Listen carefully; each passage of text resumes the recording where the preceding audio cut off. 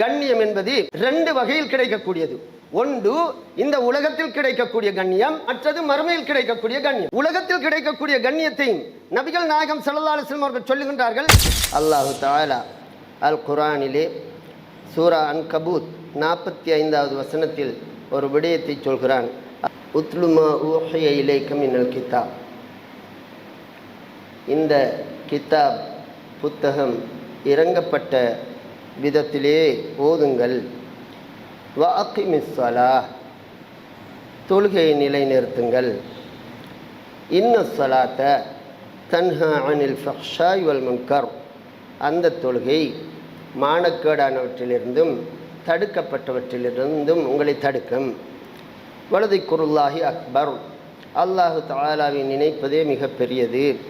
வல்லாஹு யஅலமு மா தஸ்னஊன், அவன் நீங்கள் செய்யக்கூடிய எல்லாவற்றையும் அறிந்து கொண்டே இருக்கிறான் என்ற இந்த செய்தியை அடிப்படையாக வைத்து நாம் சில செய்திகளை பார்க்க இருக்கிறோம்.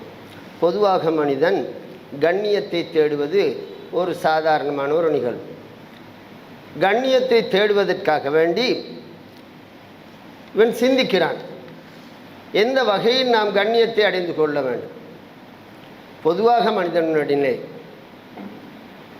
ஒருவன் நினைக்கிறான், நான் படித்து பட்டம் பதவிகளை பெற்றுக்கொண்டால் எனக்கு ஒரு கண்ணியம் கிடைக்கும் என்று நினைக்கிறான். அதற்காக அர்ப்பணிக்கிறான். சிலர் நினைக்கிறார்கள், பொருளாதாரத்தை நான் வளப்படுத்தி கொண்டால் எனக்கு அதன் மூலம் கண்ணியமான ஒரு வாழ்க்கை கிடைக்கும் என்று நினைக்கிறார். அதற்காக அவர் அர்ப்பணிக்கிறார் தன்னுடைய வாழ்க்கை.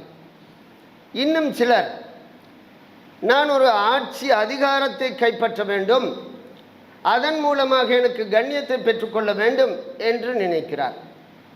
அதற்காக அவருடைய முழு முயற்சியையும் வீச்சாக வீசிக்கொண்டிருப்பதை நாங்கள் பார்க்கக்கூடியதாக இருக்கின்றது. அன்புக்குரிய இஸ்லாமிய நன்னெஞ்சங்களே, அப்படி ஆட்சி அதிகாரத்தில் கண்ணியம் கிடைத்தவர்கள் இருந்தார்கள். எப்படி தெரியும்? உலகத்திலே ஒரு கொடுமையான ஆட்சியாளனாக இருந்த ஃபிரௌன், அவன் நினைத்தான் அவனுக்கு நிகராக அந்த காலத்தில் யாருமே இல்லை என்ற அளவுக்கு அவனுக்கு ஒரு அதிகாரம் கிடைத்தது. அதன் மீது அவன் கண்ணியத்தை பெற்றுக்கொள்ள ஒரு முயற்சியை எடுத்தான். கிடைத்ததாம் அந்த வரலாற்று செய்தி நமக்கு தெரியும்.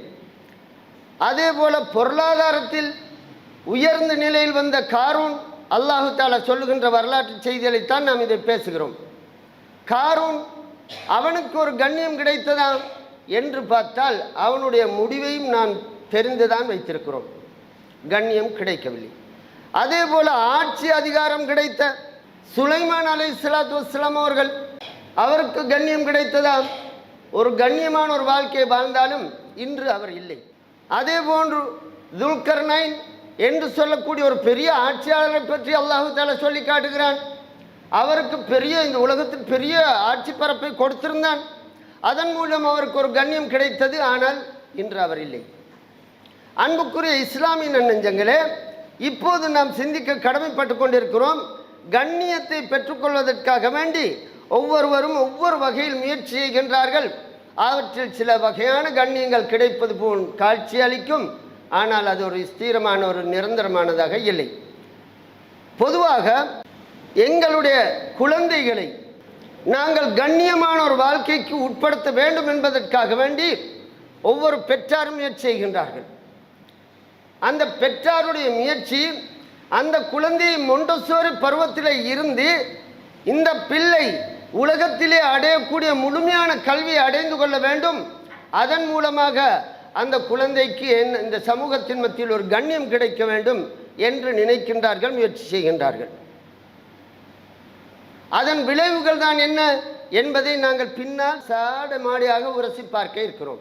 அதுபோக சிலர் நினைக்கிறார்கள், நல்ல நல்ல சந்ததிகளை நாங்கள் விட்டு செல்ல வேண்டும் என்று, அதை அப்படி உருவாக்க வேண்டும் என்றெல்லாம் இந்த கண்ணியத்தை இலக்காக வைத்துத்தான் இப்படி பல முயற்சிகளையும் சமூகம் மேற்கொண்டிருப்பதை நாங்கள் பார்க்கக்கூடியதாக இருக்கின்றது.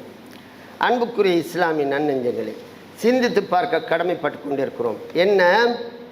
கண்ணியம் என்பது ரெண்டு வகையில் கிடைக்கக்கூடியது. ஒன்று இந்த உலகத்தில் கிடைக்கக்கூடிய கண்ணியம், மற்றது மறுமையில் கிடைக்கக்கூடிய கண்ணியம். உலகத்தில் கிடைக்கக்கூடிய கண்ணியத்தையும் நபிகள் நாயகம் ஸல்லல்லாஹு அலைஹி வஸல்லம் அவர்கள் சொல்லுகின்றார்கள்.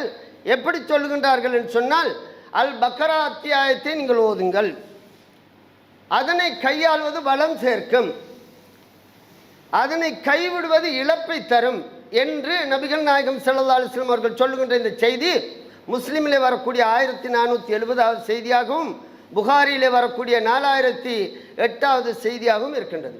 இன்னும் சொன்னார்கள், நீங்கள் பக்ரா அத்தியாயத்தின் கடைசி 2 வசனங்களை ஓதுங்கள், அதை ஓதுகின்ற நேரத்தில் நீங்கள் மனித இனத்திலிருந்தும் ஜின்னினத்திலிருந்தும் வரக்கூடிய தீங்குகளிலிருந்து பாதுகாக்கப்படுவீர்கள் என்றெல்லாம் குர்ஆனை பற்றியே நபிகள் நாயகம் ஸல்லல்லாஹு அலைஹி வஸல்லம் அவர்கள் சொல்லுகின்றார்கள்.